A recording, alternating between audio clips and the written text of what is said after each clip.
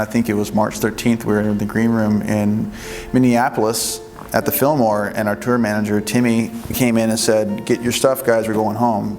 And we thought he was kidding, because he's always joking around. And that drive, 16-hour drive home, felt, as we're going back, we're seeing more and more things fall off our calendar. And then the whole entire West Coast tour fell off. So I literally got home feeling like, okay, all the money I was expecting to make is now evaporated.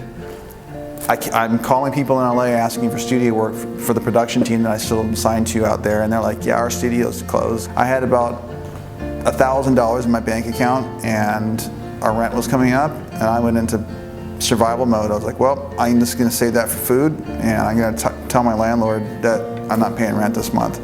I know what else to do. So I feel very blessed that I was taken care of by you guys with my April rent. That was priceless.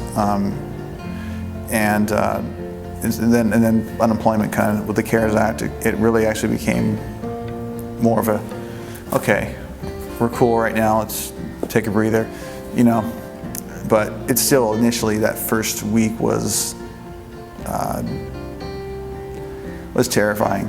Yes, sheer terror. And it literally felt like everyone says like, oh, it was like the rug was pulled out from underneath my feet. It was very easy, and you know, sometimes when you fill out an application like that, you kind of feel like you're going to get lost in a sea of applications, or kind of get stuck somewhere in the middle, or, you know, for lack of better words, that you may or may not get a response. And the promptness of their response was actually shocking to me, and it kind of told me maybe there are people that actually care, which was cool. I sent in my bills and everything, and it was very easy. So yeah, they sent a check to my landlord, and everything was taken care of. Honestly, it was humbling, because I'd never done something like that before.